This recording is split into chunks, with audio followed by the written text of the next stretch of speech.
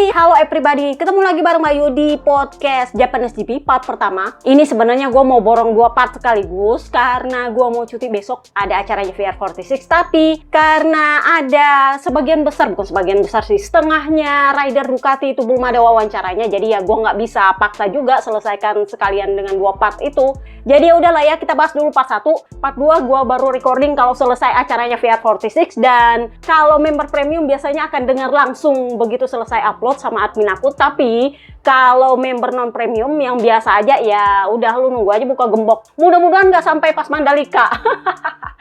Tapi kurang lebihnya gitulah resiko kalau back to back. So kita bahas dulu bannya Motegi. Bannya Motegi ini secara tumben-tumben sih kalau menurut gua.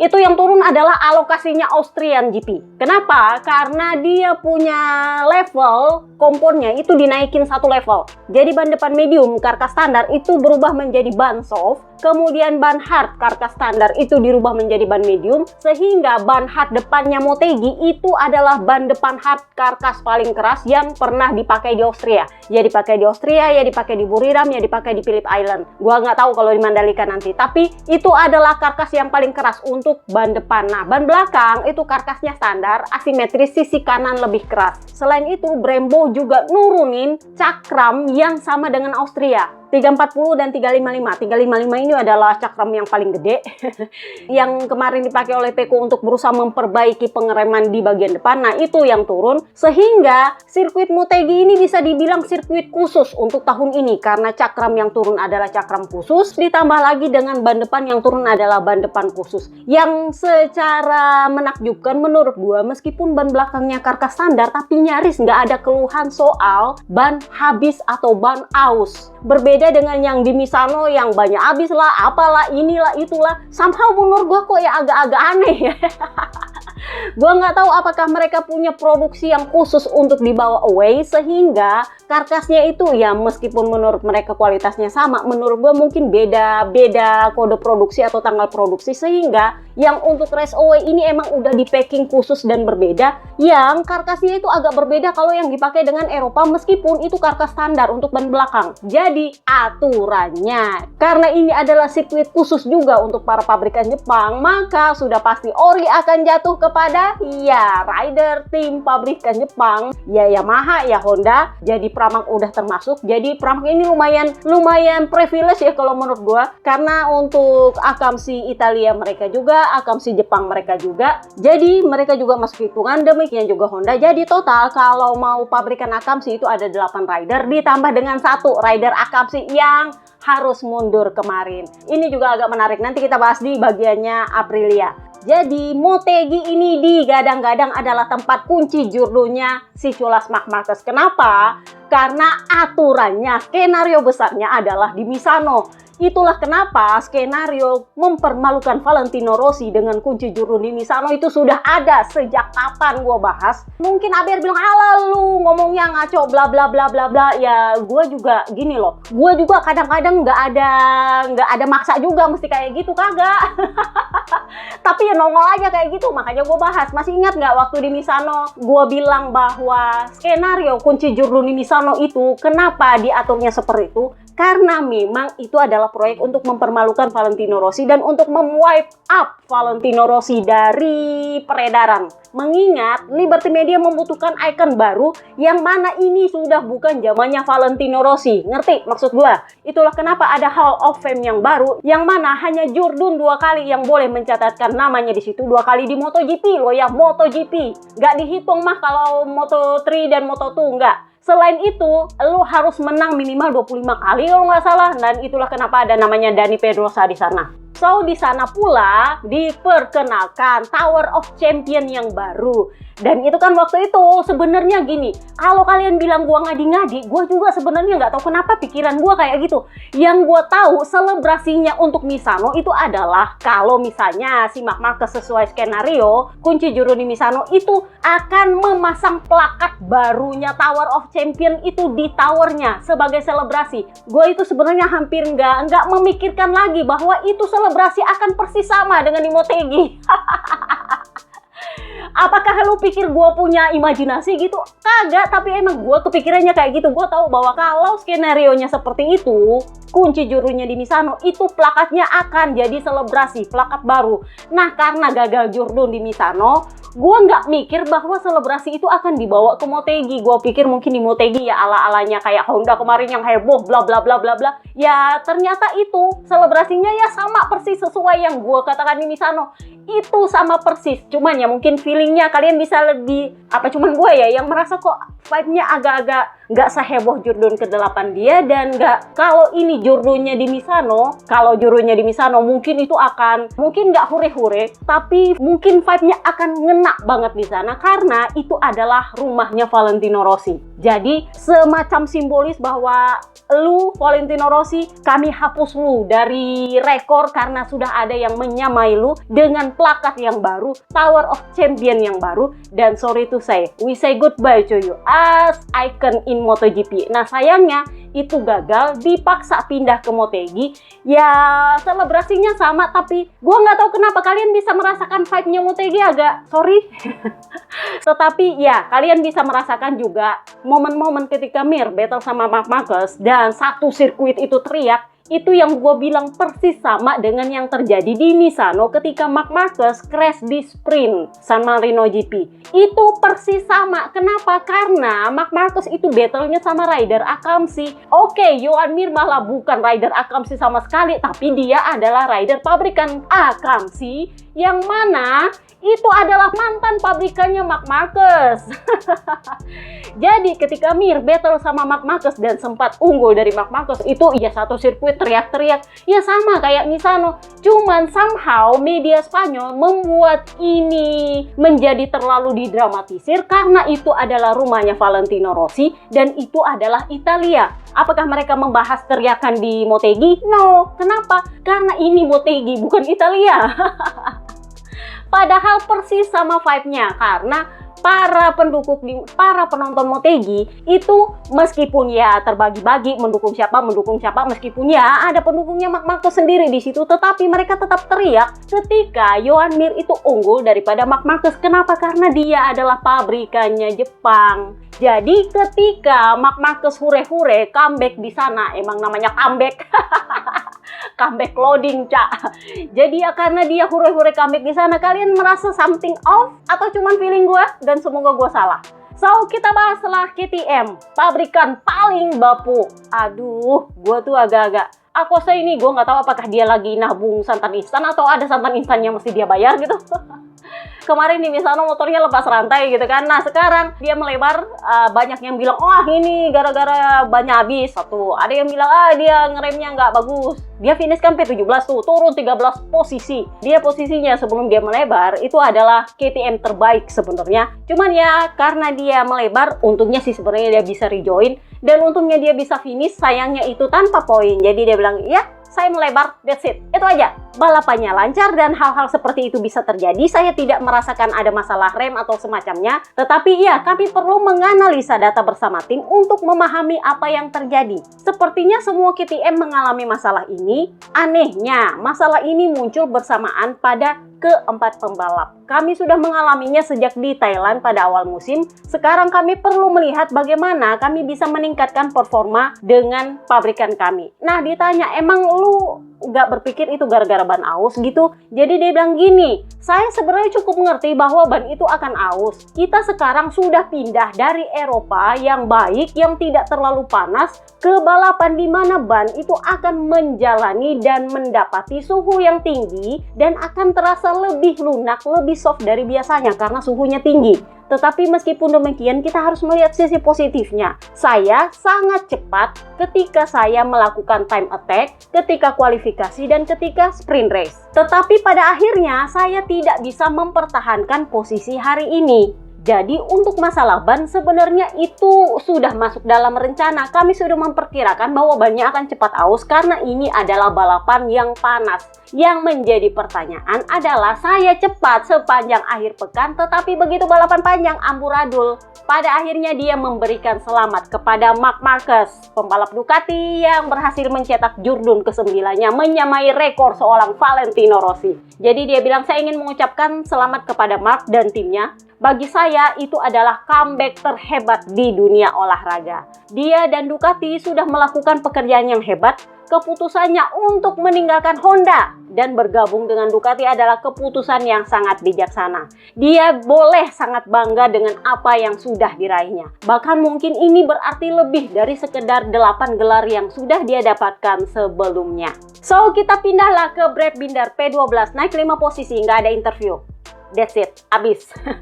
Udah gue bilang, dia ini adalah yang paling susah untuk didapat interviewnya. Kalau gue dapat, biasanya gue dapat di media Red Bull. Sayangnya media Red Bull juga sibuk membahas Marc Marquez, jadinya dia terlupakan. Kita pindahlah ke Tech 3. Enea Bastianini, finish P11, naik 9 posisi, KTM terbaik. Tapi sayangnya, ya cuman selesainya P11 di luar top 10. Jadi bagaimanapun ceritanya tetap dia kecewa. Masalahnya adalah di sprint race motor dia mogok, Kak. Dan yang agak menarik adalah ketika dia debrief pers habis sprint race kemarin, itu kan dia debrief barengan sama Brad Binder tuh. Jadi ditanya lah Enea, itu lu kenapa motor lu, tau nggak? Enea bilang apa? Ya kayak gitu, dia mogok, udah. Jadi si Brad Binder bilang, kan lu rasakan, gua juga kemarin gitu. Nah, jadi intinya adalah nampaknya motor KTM-nya yang bermasalah. Jadi Enea Bastianini, dia bilang, dengan 10 lap yang tersisa, saya berusaha mengubah kecepatan saya dan berusaha untuk memacu sedikit lebih keras. Jadi saya bisa dibilang lebih puas daripada kemarin. Kami memperbaiki setup motor dan belajar sedikit lebih banyak.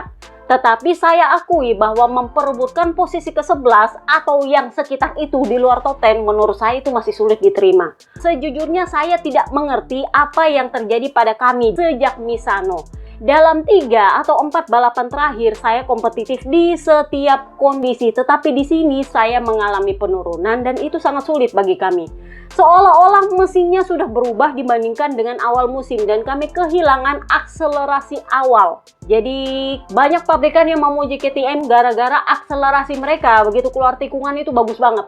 Nah, menurutnya Enea Bastianini itu udah nggak ada sejak Misano. Jadi dia bilang seolah-olah mesinnya itu udah berubah dan kami kehilangan akselerasi kami begitu keluar tikungan dan itu mengakibatkan penurunan kecepatan. Saya harap kami bisa kembali dengan kuat dan mampu bersaing lagi untuk posisi 5 besar seperti yang pernah kami lakukan di beberapa balapan sebelumnya. Jadi ya, balapan motor itu aneh. Ada sirkuit di mana motor tidak merespon seperti yang diharapkan dan itulah sebabnya ada beberapa pabrikan yang memiliki performa tidak konsisten.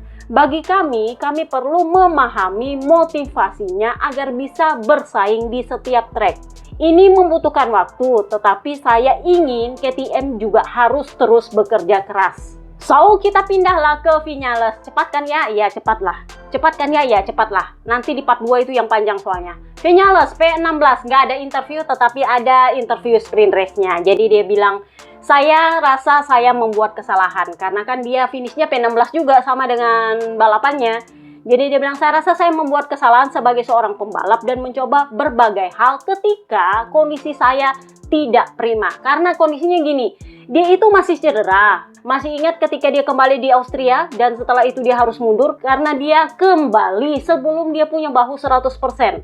Jadi alih-alih tambah bagus atau dilatih bahunya malah merusak yang sudah membaik. Jadi ibarat kata gini, kalau lu udah luka gitu kan, luka lu ini udah mulai setengah mengering tapi belum totali sembuh. Nah itu lu paksa ya kebuka lagi lukanya, ya lebih sakit lagi, ya dari awal lagi, ya ada resiko infeksi lagi. Nah kayak gitu. Jadi dia bilang, ya saya membuat kesalahan sebagai seorang pembalap karena saya mencoba melakukan sesuatu ketika kondisi fisik saya belum prima. Lalu tanpa tahu apakah kondisi saya membaik atau tidak, saya langsung saja turun ke track. Dan itulah kesalahan saya. Saya rasa kita harus bersabar untuk saat ini dan memahami bahwa cedera ini mempengaruhi saya. Kita harus menemukan kembali perasaan yang saya miliki sebelum saya mundur di Sachsenring. Karena kenyataannya sampai seri Sachsenring semua orang berpikir cepat atau lambat saya bisa memenangkan balapan. Dan sekarang saya justru ada di posisi paling belakang. saya sudah mengalami kemunduran dari performa ini. Jadi langkah terbaiknya adalah kembali ke setup motor yang saya miliki, kembali ke performa puncak saya, lalu mengujinya untuk melihat apakah saya sudah bisa lebih baik. Saya memang sempat mencoba paket aero baru di Aragon dan menurut saya hasilnya tidak lebih baik karena saya tidak menyukainya. Tetapi Aragon adalah sirkuit yang berbeda, jadi saya belum benar-benar menguji fairing yang baru dalam kondisi optimal karena mereka punya fairing baru kan, yang dipuji-puji oleh Pedro Acosta dan Binder yang mereka bilang lumayan bagus ini. Tapi ya begitulah, nggak ada performa yang cukup bagus untuk Maverick Viñales. Jadi dia bilang ya saya nggak tahu apakah karena saya punya kesehatan yang nggak cukup bagus untuk menguji fairing ini atau bagaimana. Jadi dia bilang saya belum benar-benar menguji fairing ini dalam kondisi optimal, maksudnya sebelum dia sehat gitu loh. Nah ditanya, terus kenapa lu homologasi kalau gitu? Nah ini nanti kita bahas soal homologasinya di part 2 atau nanti di akhir part 1 lah ya. Jadi dia bilang saya itu melakukan homologasi karena saya terpengaruh dari pembalap lain. Tetapi seharusnya saya harus merasa kuat dulu dan mengikuti insting saya dan cara saya mengendarai motor sebelum homologasi. Jadi intinya adalah tidak ada rider yang boleh memakai part yang tidak diketahui oleh Dorna tanpa homologasi. Karena kalau nggak dihomologasi maka lu bakal dapat denda. Masing-masing rider itu beda homologasinya. Ngerti maksud gua? Jadi kalau Pecco ada tudingan memakai part dari GP24 itu harusnya diumumkan. Paling enggak ditangkap sama kamera live untuk mengetahui bahwa oh dia pakai part apa. Karena itu yang harus dilakukan dan harus diumumkan. Sayangnya sampai kemarin nggak ada satupun jorno di pedok yang menangkap bahwa ini anak pakai part 2024, kagak. Makanya gue bingung itu klaim dari mana. Jadi ada jorno yang gue tanya soal beneran si Pecco tukar motor sama Morbidelli. Dia bilang pakai part beda aja itu mestinya kita tahu lah, kita lo di pedok. Lu mau meragukan kamera gue? Sejak kapan ada detail-detail part motor yang lolos dari kamera gue? Karena dia itu sangat tahu dengan komponen motor yang bedanya apa, dia tahu. Jadi dia bilang kalau itu sampai gua nggak tahu, ya nggak mungkin lah lolos dari kamera gua. Gua lo lagi di Motegi, terus lu nanya gara-gara info dari orang yang lagi nggak di Motegi sekarang. Nah itu gimana ceritanya? Jadi intinya adalah tidak ada satu rider pun yang boleh memakai part yang berbeda sepanjang musim ini. Misalnya mereka pakai part yang nggak pernah mereka pakai sepanjang musim ini, itu harus dihomologasi lagi kak. Harus diberitahu dulu sama direktur teknisnya. Meskipun ya pasti akan diizinkan, tetapi tetap harus dihomologasi untuk memastikan tidak ada perubahan. Ngerti maksud gua? Dan itu nggak ada kabarnya dari direktur teknis Dorna bahwa Pecco menggunakan part yang tidak pernah dihomologasi sebelumnya untuk tahun ini. Ngerti? Nanti kita bahas itu di part kedua. Jadi karena dia kondisi fisiknya itu belum membaik juga, padahal cuma satu cedera di Sachsenring dan itu lumayan lama loh ya, sampai sekarang masih berpengaruh. Ditanyalah dia perkara crashnya Jorge Martin yang ini adalah cedera keempat tahun ini.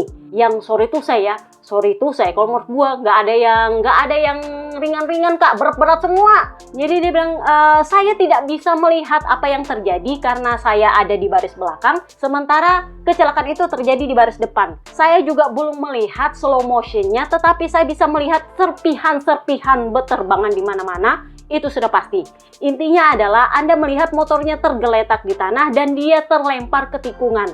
Untungnya saya berada di bagian dalam dan untungnya itu tidak mempengaruhi saya. Jadi memang ketika Martin crash sama Bes itu ada beberapa rider di bagian belakang itu yang sudah carut marut, ada yang keluar track, siapa sih itu yang keluar track, Rins ya. Terus ada Miller, ada Di Gia yang harus ngerem segala sesuatunya, ditambah dengan Sarko yang untungnya nggak sampai membentur kepalanya si Martin, untungnya. Jadi lumayan merusak balapan rider di belakang sih sebenarnya itu kejadian, tapi ya seperti itulah, untungnya mereka juga nggak kenapa-kenapa. So kita pindahlah ke Yamaha, pabrikan kedua terbapuk yang sayangnya adalah pabrikan Akamsi. Nah ini nih agak yang You know lah, Snack Taro itu yang gue nggak tahu ini kayaknya dia bakal putus kontrak dari Yamaha. Dan itulah kenapa kemarin di Misano tiba-tiba Papi Peri Pavesio mengundang Bebek Vale untuk datang ke pedoknya Yamaha untuk ya sekedar naikin V4. Karena feeling gue Snack Taro nggak akan memperpanjang kontraknya di Yamaha. Jadi dia itu yang benar-benar udah apatis. Kenapa? Karena ini adalah pabrikan Akamsinya Jepang. Sehingga para CEO dan petinggi-petinggi Jepang itu nongol semua di sirkuit, Kak.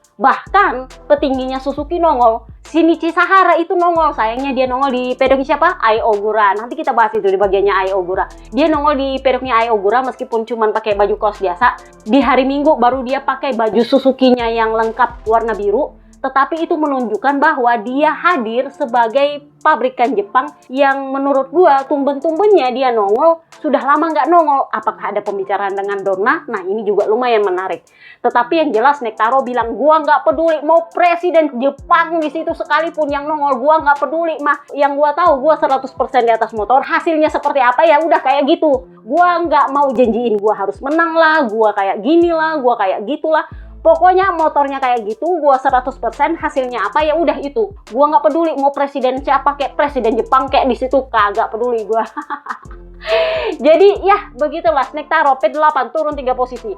Dia ini sempat gua tahu banyak ABR yang udah mulai siap-siap memaki Morbidelli karena dia sedikit agak kontak dengan Morbidelli ketika dia melorot, tapi ternyata bukan gara-gara itu dia melorot. Dia melorot simply gara-gara nggak ada grip, dan gara-gara itu juga begitu lolos Morbidelli yang lain semuanya lolos melewati dia. Jadi simply gara-gara nggak ada grip. Dan kan udah gue bilang rider yang paling sulit disalip di MotoGP itu adalah Quartararo dan Brad Binder dan Jack Miller. Bertiga itu susah disalip. Mau lu lebih cepat dari mereka tetap akan sulit disalip karena mereka itu tahu caranya menutup tikungan. Nah ini yang gue tahu si Morbidelli udah ini orang susah banget sih disalip. Jadi dia memang agak sedikit memaksa. Gue tahu bahwa dia punya kartu orange dari RD Simon Cravar. Jadi gue tuh sempat yang agak khawatir gimana-gimana gitu karena dia ada kontak dan dia melorot kan setelah itu Snack Taro. Tapi sayangnya ya dia juga disalip oleh beberapa orang dari belakang. Jadi simply gara-gara dia nggak ada grip. Jadi dia bilang, saya sudah melakukan yang terbaik. Start saya sangat baik, tapi karena masalah grip, saya beberapa kali disalip dan membuat kesalahan saat mencoba mempush dan berusaha dekat dengan mereka yang ada di depan. Tetapi ya, itu tidak mungkin. Jadi saya hanya bisa terus melaju dengan kecepatan saya sendiri. Sekarang tujuan utama saya adalah meningkatkan kemampuan sebagai pembalap. Udah bukan meningkatkan kemampuan motor, meningkatkan kemampuan saya sebagai ridernya. Saya sudah tampil baik di balapan ini tetapi sulit untuk bersaing dengan para kompetitor. Jadi ditanyalah dia, ini kan kondisinya kalau kayak gini apakah menurut lo bakal sampai Valencia? Karena kan udah selesai tes Misano. Jadi dia bilang begini, kami akan berusaha sebaik mungkin. Indonesia secara di atas kertas adalah trek yang cukup bagus untuk kami. Kita lihat saja nanti bagaimana performa banyak. Nah lo yang seharusnya berbeda. Nah lo kan udah gue bilang Mandalika itu biasanya ban khusus yang seharusnya berbeda, tetapi mungkin minggu depan kami bisa tampil baik. Saya tidak suka berbicara terlalu cepat, tapi saya rasa kami bisa menjalani sesi kualifikasi yang bagus dan 2 balapan yang bagus di Mandalika nanti. Itu artinya kami tidak akan berjuang untuk hasil yang entah bagaimana, tetapi ya mungkin berusaha untuk tampil sedikit lebih baik. Jadi saya tidak menjanjikan hasil, tapi mungkin saya berusaha tampil sedikit lebih baik. Jadi ditanyalah dia soal podiumnya Honda yang setelah 2 tahun pacak podium, akhirnya podium untuk pertama kali dan itu di home race pula. Jadi sebenarnya kalau bukan gara-gara Marc Marquez lagi hure-hure comeback, mungkin kalian bisa merasakan Motegi itu akan merayakan kembalinya Honda ke podium sebagai pabrikan Akamsi yang sudah hancur lebur gara-gara ditinggal oleh Marc Marquez. Cuman karena Marc Marquez juga hure-hure comeback di sana. Jadinya vibe-nya agak-agak memadam. Tapi gue salut dengan Honda yang memberikan selamat kepada Marc Marquez meskipun ya mereka nggak memasang fotonya Marc Marquez dengan perayaan Jordan terbarunya, tetapi mereka memasang perayaan terakhirnya Marc Marquez bersama Honda, Jordan ke-8 dia yang dicetak di Motegi juga. Nah, jadi ditanyalah Snack Taro apa pendapat dia soal Honda yang kembali lagi merasakan podium. Apakah itu menjadi ancaman untuk Yamaha? Karena pada akhirnya setelah menurut gua performa Honda memang lebih konsisten daripada Yamaha. Sorry to say. Jadi ya seburuk-buruknya dan sesial-sialnya Joan Mir, Luca Marini dan Johan Zarco itu bisa mencetak poin yang lumayan konsisten. Luca Marini itu selama dia balapan itu nggak pernah nggak cetak poin kecuali kemarin. Itu adalah pertama kalinya dia balapan, dia start dan dia nggak cetak poin. Dan itu bukan karena dia melakukan kesalahan apakah dia crash atau apa, tetapi lebih karena motornya, koplingnya rusak Kak. Jadi ya bukan salahnya dia. Tetapi selama ini kalau dia start, dia itu selalu cetak poin. Sehingga menurut beberapa pengamat, dan sudah berapa kali gue bilang, Honda itu tampil lebih konsisten daripada Yamaha. Dan ya memang Yamaha pernah podium, Honda nggak pernah podium, tetapi saking konsistennya ya nampaknya itu terbayar lunas dengan podium di home race mereka kemarin. Jadi ditanyalah Snake Taro, apakah Yamaha nggak merasa terancam gitu dengan Honda yang tampil lebih konsisten, dan setelah mereka konsisten akhirnya mereka berbuah podium. Jadi dia bilang ya gini, mau terancam atau enggak, kalaupun memang mau terancam ya sudah terlambat. Kami sebenarnya sudah tahu posisi kami dan kami tidak perlu untuk terus masuk ke 3 besar untuk memahaminya. Tetapi ya sungguh fantastis bahwa kejuaraan ini memiliki lebih banyak pabrikan di antara para pembalap terdepan. Sejauh yang saya tahu, kita hanya bisa meningkatkan diri untuk saat ini. Kenapa? Karena ya mereka akan pindah ke V4 tahun depan. Jadi ya udah mentok, nggak bisa diapa-apain lagi tuh M1 inline sampai akhir musim. Jadi ya kalau memang Honda membaik di akhir musim dan mereka nggak bisa kemana-mana, ya udah nggak bisa. Makanya Snake Taro bilang yang saya lakukan sekarang adalah hanya bisa memperbaiki kualitas saya sebagai seorang pembalap. Karena motornya udah nggak bisa diutak-atik lagi sampai akhir musim, orang udah fokus sama V4. Jadi ya gitulah, dia bilang lu nggak perlu kasih tahu kita lagi, kok kita udah tahu posisinya kita di mana, kondisinya sekarang ini. Jadi ditanyalah dia perkara soal Marc Marquez yang Jordan kemarin. Jadi dia bilang ya, bagi saya dia lebih dari sekedar atlet, bagi saya dia adalah seorang legenda. Saya sendiri tersentuh oleh gambar-gambar yang ditayangkan saat dia selebrasi, terutama yang berkaitan dengan tahun 2020 dan cederanya dan resiko ketika dia berganti tim. Apa yang dia capai tahun ini termasuk dominasinya itu sungguh fantastis. Saya sangat senang untuknya karena dia sudah melewati masa-masa sulit dan pantas mendapatkan apa yang sudah dia capai. Udah itu aja. Gua nggak tahu kenapa seri Motegi kali ini interviewnya pendek-pendek Kak. Biasanya panjang-panjang tapi kali ini pendek-pendek. Kita pindahlah ke Alex Rins. P18T nggak kemana-mana. Somehow kalau menurut gua dia ini sangat menurun jauh begitu Oliveira selesai diumumkan hengkang dari Yamaha. Agak-agak embuh lah ya gimana di Misano kemarin dia menuding itu masalah motornya karena motornya udah nggak bisa diapa-apain lagi. Tapi setidak bisa diapa-apain lagi, ya nggak segitu-gitu banget juga sih. Dia tuh sampai kualifikasi loh di belakang banget, gimana sih coba. Jadi ditanya, what about you? Jadi dia bilang, saya merasa cukup baik di paruh pertama balapan. Kali ini saya memulai balapan dengan baik. Saya memulihkan diri beberapa posisi di lap pertama. Kemudian saya berada di belakang Aldegar yang sedikit mengganggu ritme saya. Begitu saya menyalipnya, saya mengalami stopi besar di tikungan 11. Jadi saya melebar dan kehilangan beberapa posisi karena itu. Saya juga mencoba mengendalikan ban yang mengalami keausan, tetapi saya tidak bisa berbuat lebih banyak lagi. Secara keseluruhan, akhir pekan ini lebih baik daripada sebelumnya. Kami sedikit lebih dekat dengan para pesaing kami dan saya bisa melakukan beberapa overtake. Saya ucapkan selamat kepada Marc Marquez atas kemenangannya di Motegi karena dia menjalani musim yang sangat mengesankan. Itu adalah pernyataannya dia di website Yamaha karena gua nggak dapat interview dia. Kita pindahlah ke Pramac, Jack Miller, DNF kakak. Aduh, putus rantai. Gua nggak tahu apa yang menjadi masalah ini, rantai pada putus-putus. Jadi dia tulislah di media sosialnya, ini bukan akhir pekan yang kami inginkan. Rasanya ya cukup bagus di atas motor. Saya rasa ada potensi yang bagus, tapi sayang rantainya putus di tengah balapan dan ya itu sudah ditakdirkan. Memang membuat frustasi, tapi kami akan berusaha keras dan kembali lagi di akhir pekan depan di Lombok. So, kita pindahlah ke Oliveira, P14 naik 2 posisi. Jadi dia bilang ini adalah balapan yang sangat sulit. Saya mengalami kesulitan menghentikan motor dan grip ban belakang sangat buruk. Saya berusaha sebaik mungkin mengoptimalkan sumber daya yang saya miliki dan finish dengan 2 poin. Kami akan melanjutkan perjalanan ke Indonesia dengan fokus dan motivasi yang sama seperti sebelumnya. terima kasih Jepang. Itu juga dia tulis di media sosialnya. Kagak ada interviewnya, Kak. Jadi pendek-pendek. Somehow gue berterima kasih kepada Marc Marquez yang Jourdain. Jadinya media itu lebih fokus ngurusin dia daripada ngurusin interviewnya para rider yang biasanya mereka itu ditanyanya panjang-panjang kan. Jadinya kali ini ya pendek-pendek. Kadang-kadang juga nggak ada, jadinya cuma diambil dari media sosial mereka. So, kita pindahlah ke Aprilia. Ini adalah pabrikan yang, gua nggak tahu, Jorge Martin. Dia kembali mengalami cedera keempat tahun ini dan itu lagi-lagi lumayan parah. Jadi dia punya tulang bahu di depan itu patahnya yang memang patah total sehingga mengalami pergeseran yang menurut dokter Carte, dokter kliniknya MotoGP itu hampir ke areanya paru-paru saking kedorongnya ke dalam, melesak masuk ke bagian badannya. Jadi ya emang nggak ada interview dia, tapi dia memberikan pernyataan di media sosialnya. Jadi dia memberikan gambarnya dia ketika di rumah sakit dan bersiap untuk terbang ke Spanyol.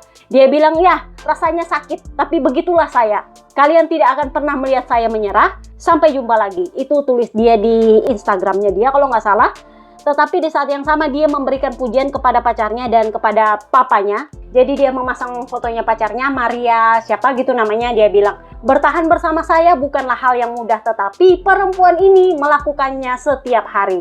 Di saat yang sama dia juga memposting fotonya papanya. Dia bilang, laki-laki ini, ayah saya, selalu ada di sisi saya, tidak peduli kekacauan apa yang saya ciptakan.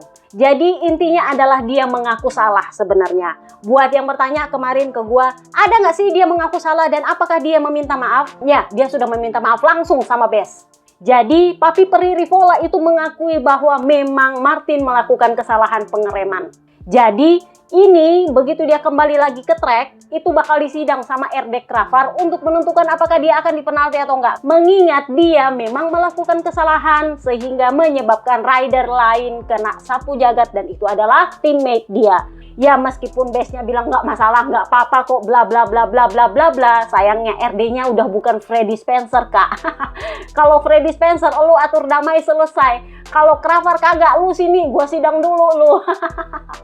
Jadi katanya ditunggu dia kembali lagi ke track, ketemu dulu sama Cravar, disidang dulu, baru diputuskan penalti atau enggak. Kemarin juga Martin untuk pertama kalinya muncul di foto MotoGP Class 2025. Jadi kalau kalian mundur-mundur di foto Buriram ketika di awal musim, itu kan Martin cuma nongol motornya tok karena dia cedera. Nah setelah itu ketika dia comeback dari cedera, ternyata ada aja rider yang nggak hadir. Entah itu cedera kah, entah itu kenapa kah, pokoknya ada yang nggak hadir. Sehingga tidak memungkinkan untuk melakukan foto grid MotoGP Class 2025. Nah, kemarin di Motegi untuk pertama kalinya semuanya lengkap, satu grid nongol. Dan sayangnya itu adalah seri di mana Marc Marquez bakal kunci Jourdain. Jadi dilakukanlah foto lengkap untuk grid 2025 di mana Martin sebagai Jourdain berada di posisi paling depan. Untuk pertama kalinya mereka melakukan foto yang lengkap. Jadi si Martin sempat ditanya untuk itu karena kan yang di depan itu cuma Jourdain. Nah karena dia tahun lalu Jourdain, jadi untuk foto kelas 2025 ya dia yang harus paling depan. Nah anehnya itu dilakukan tepat di akhir pekan kunci Jourdainnya Marc Marquez. Jadi si Martin itu sempat ditanya soal itu. Jadi dia bilang, ya untungnya kita berhasil melakukannya dan mungkin itu akan menjadi foto satu-satunya karena kita bakal kunci Jourdain nanti. Untungnya kita bisa melakukan itu sebelum kunci Jourdain ya, sayangnya setelah sekian balapan baru bisa dilakukan. Jadi dia bilang saya rasa itu akan menjadi foto satu-satunya untuk saya saat ini. Kenapa? Karena begitu selesai dia foto itu dia cedera lagi, Kak. Banyak yang tanya ke gua, sebenarnya dia ada santan instan apa? Gua sendiri juga bingung. Sebanyak-banyaknya santan instan dia tahun lalu, tapi kan menurut gua dia ini adalah rider yang tersolimi, yang diambil hak seat dia, hak jadi adipati Ducati dia oleh Marc Marquez.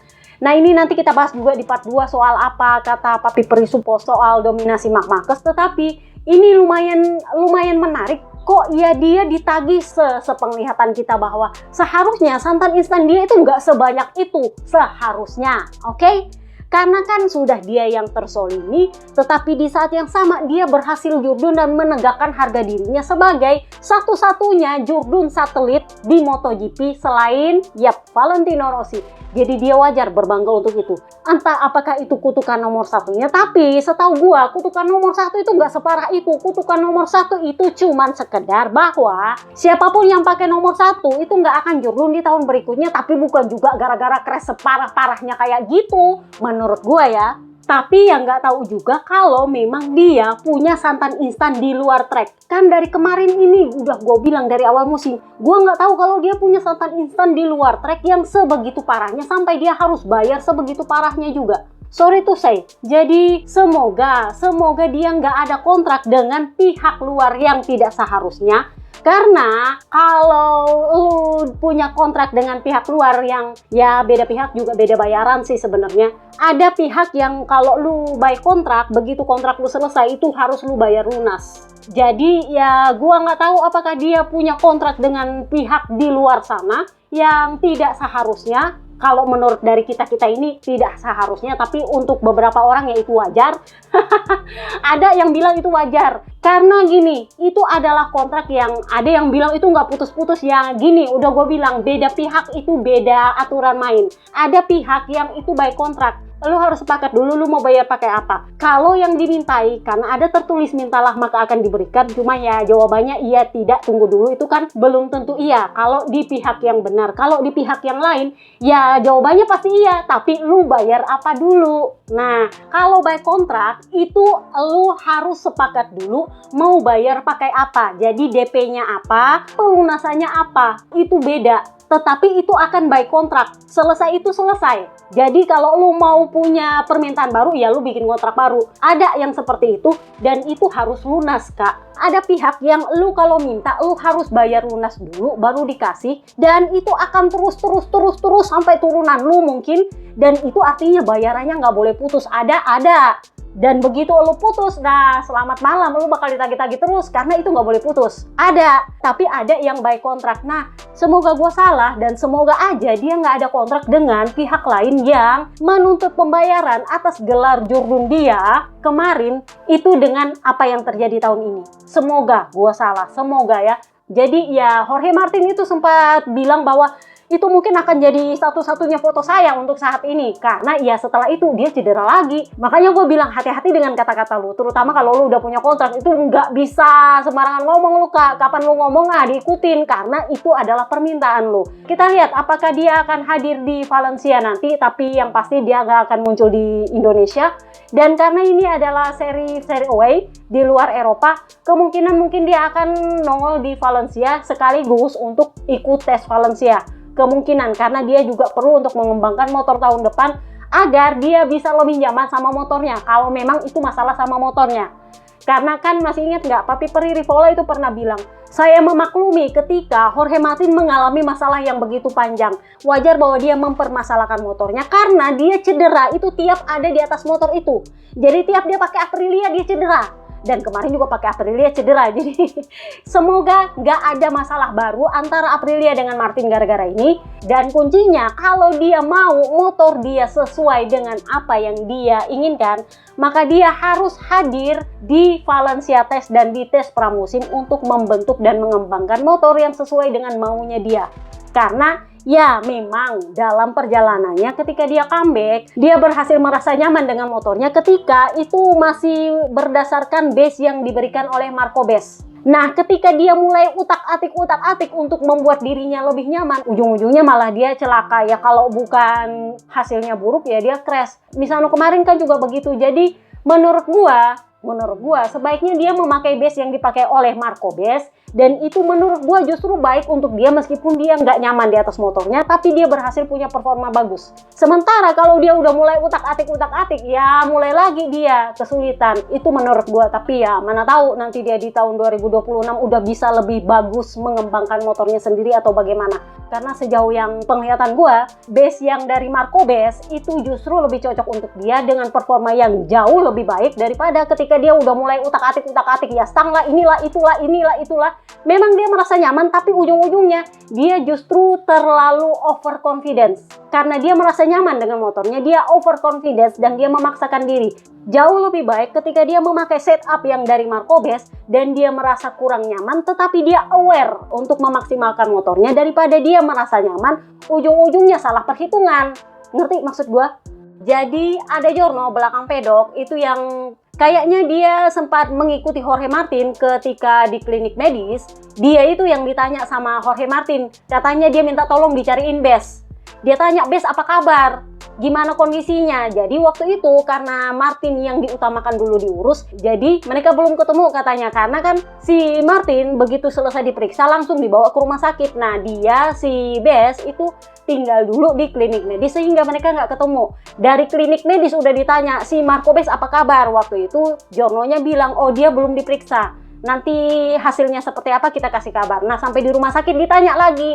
Nah Giornonya bilang, oh kabar terbarunya dia nggak ada yang patah, cuman memar gede katanya di kakinya. Jadi dimintai tolonglah Giorno ini sama Martin, tolong kalau lu interview Marco-Base, lu panggil dia bilang gue mau minta maaf. Jadi sebelum berangkat pulang ke Spanyol, Bes itu katanya ketemu sama dia. Jadi Martin itu minta maaf sama Bes. Dan Bes bilang iya dia minta maaf sama gue. Jadi Bes P4 sakit sana sini tapi toh dia berhasil P4 kak. Naik 5 posisi dengan segala sakit-sakitnya itu. Gua rasa sih dengan painkiller yang luar biasa itu. Jadi dia bilang ya secara fisik saya tidak baik-baik saja. Karena kemarin saya itu terbentur keras, lutut kanan saya itu sakit sekali. Karena ya ligamennya itu sudah pernah robek 2 tahun lalu. Jadi karena kemarin gara-gara tabrakan itu lutut saya terkilir ya sakit lagi dan bengkak lagi. Jadi kalian bisa bayangkan itu bengkaknya itu sebesar paha saya sebenarnya. Pakai letter ini pun itu saya susah payah kak. Tangan saya sakit, leher saya sakit, punggung saya sakit. Karena ya beberapa kali saya crash itu punggung saya yang duluan jatuh. Sehingga kayaknya memang punggung saya lebih banyak sakitnya sekarang. Singkatnya saya kesakitan. Jadi ditanyalah apakah Martin udah minta maaf. Jadi dia bilang gini, saya tidak ada masalah dengan Jorge. Menurut saya itu adalah sebuah kesalahan. Dia memulai balapan dari belakang, itu berarti dia sedikit berlebihan, tetapi seburuk apapun itu, untungnya semuanya berjalan dengan lancar. Bagaimanapun tidak ada masalah di antara kami. Saya langsung mencari tahu keadaannya karena saya menyadari saya tidak mengalami patah apapun, tetapi saya melihat dia memegangi bahunya. Jadi saya bertanya bagaimana keadaannya tanpa terlalu mengganggu, dan saya senang bahwa dia juga ternyata mengkhawatirkan saya. Saya harap dia kembali ke trek secepat mungkin. Jadi ditanyalah balapannya seperti apa. Jadi dia bilang ya ayolah balapannya bagus kok. Ini adalah akhir pekan yang agak rumit terutama di hari Sabtu. Saya tidak bisa mencatatkan waktu yang baik bahkan menyamai catatan waktu saya di hari Jumat. Sayangnya di sesi time attack kedua di kualifikasi kami mengalami masalah yang masih harus kami cari tahu penyebabnya. Memulai balapan dari posisi ke-9 di trek seperti ini membuat segalanya lebih rumit. Tentu saja ada kecelakaan yang tidak perlu dan itu membuat kondisi fisik saya kurang prima, tetapi saya sudah melakukan yang terbaik. Saya tidak terlalu senang dengan hasilnya, tetapi sayangnya saya sudah tidak bisa berbuat lebih dari itu. Jadi ditanyalah perkara hujan, karena kan memang kalau kalian nonton Moto3 dan Moto2 itu ada sempat hujan-hujan sedikit gitu kan. Gua juga sempat berpikir ini jangan-jangan mau red flag karena ya you know ya, anak-anak Moto3 dan Moto2 itu motornya cuma satu, nggak bisa flag to flag, jadinya ya harus red flag gitu. Jadi ditanya komisi lintasan karena habis basah nih, habis hujan. Jadi dia bilang kondisi treknya menurut saya sih cukup bagus. Umumnya kondisi balapan selalu sedikit lebih buruk daripada sesi lainnya dan itulah yang terjadi hari ini. Tetapi hujan tidak terlalu mempengaruhi kondisinya. Ini trek yang sulit di mana ban sering bermasalah baik ban depan maupun belakang. Bagaimanapun kita tetap akan kesulitan terlepas dari apakah treknya bagus atau tidak. Jadi ketika Marc Marquez kemarin melempem di sprint race, banyak ABR yang komplain. Dia bilang ini Motegi harusnya dihapus dari kalender karena ini nggak kompetitif, orang susah nyalip lah, apalah inilah itulah, alah lu. Pokoknya pembenarannya adalah dari nyalahin sirkuit sampai menuding bahwa Pecco itu tukar motor sama Morbidelli. Itu saking cari pembenarannya. Cuman kalau menurut gua itu kan Tuhan lu baru sprint race itu aja dia jelek. Ngapain lu nyeret-nyeret sirkuit lah, tukar motor lah, segala macam. Karena ini Motegi udah berapa tahun digelar. Alasan layout itu sama sekali nggak masuk akal. Kalau alasannya adalah kondisi track, mungkin masuk di akal. Tapi kalau itu masalahnya layout dan bikin para rider sulit nyalip, itu kok ya masalahnya adalah sirkuit lain juga begitu. Bukan cuma Motegi. Jadi ya menurut gua agak-agak ngadi-ngadi, tapi ya begitulah. ABS selalu punya pembenaran untuk Tuhan mereka. Mungkin sorry tuh saya itu yang menyebabkan dia punya comeback hure-hure kemarin agak-agak. Sorry tuh saya, gua juga habis nonton Motegi, gua langsung nonton Aragon Kak, dan lebih seru. Somehow WSBK kalau menurut gue sih, coba TV lokal Indonesia, lu tayangin WSBK gitu sekali-kali. Menurut gue jumlah penonton lu nggak akan jauh lebih sedikit daripada MotoGP yang mulai membosankan musim ini. Karena itu seru banget battle-nya, serius nih. Nah, ditanya lah Marco-Bez perkara asap yang muncul dari motornya Pecco Bagnaia. Jadi dia bilang, ya memang saya agak melihat sedikit asap memang. Ada satu lap di mana saya berada di bawah jembatan kedua. Setelah tikungan 11 itu ada kepulan asap. Saking banyaknya itu saya tidak bisa melihat di depan, dan saya pikir itu dari motornya Mir. Sejujurnya saya tidak tahu apa penyebabnya, tetapi saya sempat melihatnya meskipun dari jauh bahwa motor Pecco mengeluarkan banyak asap. Dan menurut saya dia sendiri juga nggak tahu bahwa motornya berasap. Dan iya, Pecco memang nggak tahu bahwa motornya berasap, dan dia baru sadar itu setelah melihat tayangan di belakang pedok. Dia baru lihat, motor gue berasap, gue minta maaf. Untungnya adalah nggak ada oli yang keluar. Jadi Giorno yang nggak tahu bawa motor itu berpikir bahwa itu gara-gara oli, dan dia harus dapat bendera hitam dengan bulatan orange untuk dia kembali ke pit. Dan RD memutuskan untuk membiarkan. Kenapa? Karena memang nggak ada oli yang tercecer dan itu tidak membahayakan. Kalau menurut gue sih memang mesinnya yang emang udah diambang kadaluarsa. Untungnya nggak meleduk Kak. Karena itu menurut gue mesinnya udah habis masa pakai dan itu udah dipaksa banget, dan pada akhirnya itu yang bikin berasap tapi tanpa mengeluarkan oli. Nah, bendera hitam dengan bulatan orange yang sebenarnya kalau dia latarnya putih itu udah mirip-mirip benderanya Jepang beneran. Itu sebenarnya hanya dikeluarkan kalau rider mengalami masalah mekanis yang membahayakan rider lain di track. Nah, kondisinya Pecco asapnya itu kadang banyak banget, kadang nggak ada, kadang banyak lagi, kadang nggak ada. Jadi ya ada kagak. Nah itu yang bikin RD juga mungkin ini masalahnya apa ya? Nggak jelas juga. Kalau memang masalahnya ada oli yang berceceran ya memang dia harus ditarik ke pit. Cuman ya karena asapnya juga kadang nongol kadang kagak, sekalinya nongol banyak gitu. Habis itu nggak ada lagi, dan di saat yang sama waktu lap dia nggak berubah. Sejak dia berasap di setengah balapan itu nggak ada apa-apa, waktu lapnya normal. Jadi katanya mesinnya itu udah mulai habis masa pakai, dan itu emang udah yang dipaksa banget gitu loh. Nah, yang menariknya lagi dari Marco-Bez, gue nggak tahu apakah ini adalah media Red Bull loh sebenarnya. Gue nggak tahu, padahal itu Martin itu ridernya Red Bull. Nggak tahu kenapa mereka menulisnya bahwa Marco-Bez gara-gara rekan teammate-nya ini jadinya akan sulit untuk mengkudeta Pecco Bagnaia dari P3 klasemen. Kan itu memang jauh, jadinya gapnya 40-an kalau nggak salah. Bayangkan dari yang cuma 8 di Misano jadi langsung jauh 40-an. Jadinya ya memang agak-agak jadi misi mustahil juga buat Bez untuk mengejar Pecco di klasemen 3. Dan media Red Bull ini justru bilang itu gara-gara teammate dia. Yang mana teammate ini adalah orangnya Red Bull, gitu agak-agak.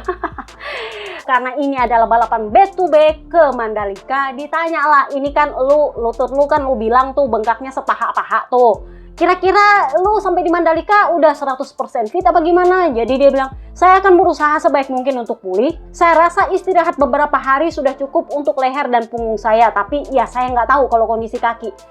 Saya harus konsultasi dengan trainer saya. Apakah bisa ini dipakai balapan apa gimana? Tetapi yang cukup menarik dari semua interviewnya dia, ceritanya kan mereka itu interview nih bareng-bareng para Giorno. Nah setelah itu bubar, karena kan habis dia bilang, nanti saya tanya pada trainer saya, apakah saya bisa balapan di Mandalika atau enggak dengan lutut saya. Dia memanggil kembali ada satu Giorno, kayaknya Giornonya MotoGP itu dia panggil kembali, dan dia bilang, oh iya saya lupa satu lagi yang ingin saya sampaikan.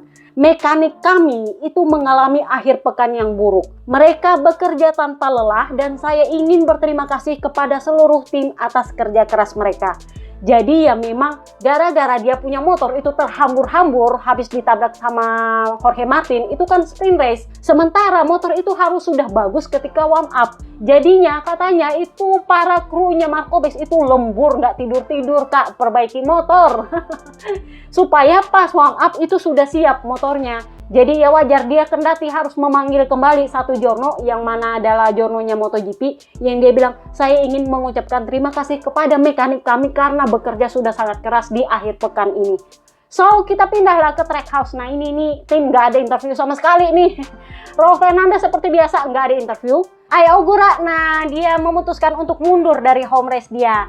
Gue sebenarnya agak-agak bingung, dia ini kan nggak patah nih pergelangan tangannya, tapi kok ya dia memutuskan untuk mundur padahal dia sempat balapan di sprint race kan. Jadi pembelaannya Papi David Brivio itu bilang bahwa setelah balapan sprint kemarin itu tangannya ternyata masih sakit, dan setelah dipikir-pikir habis warm up kalau nggak salah itu dia masih sakit juga tangannya. Mereka berunding bahwa ini tangan sakit nggak bisa dipaksa untuk 24 lap kalau nggak salah. Jadi untuk 24 lap itu dia nggak bisa. Ya kalau 10 lap mungkin dia masih bisa. Kayak di sprint race 10 lap, 11 lap, 12 lap masih bisa. Kayak di sprint race. Tapi kalau balapan panjang 24 lap dia bilang nggak bisa kayaknya. Itulah kenapa Ai Ogura itu memutuskan mundur dari Japanese GP di saat-saat terakhir. Ini gue tahu lumayan mengecewakan karena banyak fans dia yang udah ngumpul di sirkuit. Lumayan aneh kalau menurut gua karena dia kan udah miss tes Misano, otomatis 2 mingguan dia istirahat tanpa ada patahan apapun logikanya kan, tapi kok ya tetap sakit. Ini adalah cedera besar keduanya setelah kemarin sempat patah kaki ya kan. Jadi ya cukup menarik untuk gua. Kalau gua jadi Ai Ogura ya gua paksa aja. Meskipun itu artinya gue nggak bisa mempush maksimal, yang penting finish aja sih kalau menurut gue. Kalau gue jadi Ai Ogura, karena ini home race gue. Cuman nggak tahu kenapa dia memilih mundur. Nah ini yang menarik. Kemarin ada yang nanya apakah dia punya santan instan. Masih ingat waktu gue bilang Ai Ogura ini dibesarkan dan dilahirkan oleh Idemitsu. Dan ini adalah home race-nya Idemitsu. Jadi gua nggak tahu apa yang terjadi di belakang pedok sebenarnya yang kita nggak tahu. Ingat di sana itu para petingginya Jepang itu nongol semua kemarin di Motegi. Gua nggak tahu apa yang terjadi. Tetapi yang menarik perhatian gua adalah Shinichi Sahara, bosnya Suzuki, yang mana dekat dengan David Brivio, itu nongol di pedoknya Ai Ogura. Dia ada di pedoknya Ai Ogura di sesi kualifikasi kalau nggak salah, tapi pakai baju biasa. Sempat gue pikir gimana ya ini orang gue pernah lihat, saking lamanya loh itu.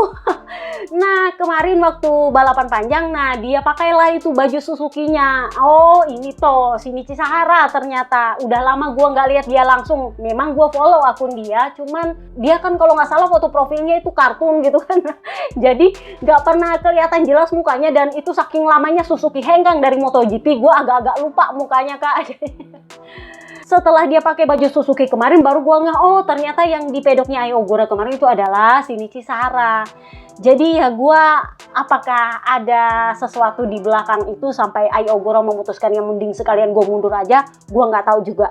Tetapi ya itulah, nggak ada interview, kita tunggu apakah dia akan nongol di Indonesian GP atau enggak. Yang jelas Raul Fernandez nggak ada interviewnya. Nanti kita bahas di part 2 kalau gue sempat, kalau nggak ya nggak. Oke, itu aja podcast kita kali ini. Nggak panjang kan ya? Iya, karena interviewnya pendek-pendek dan kebanyakan diambil dari media sosial karena para media sibuk membahas Marc Marquez dan Marc Marquez. Jadi nggak ada interview yang ada interviewnya pun pendek-pendek Kak. Jadi ya udahlah, cukup gue syukuri juga. Oke, itu aja podcast kita kali ini. See you next part guys. Bye-bye.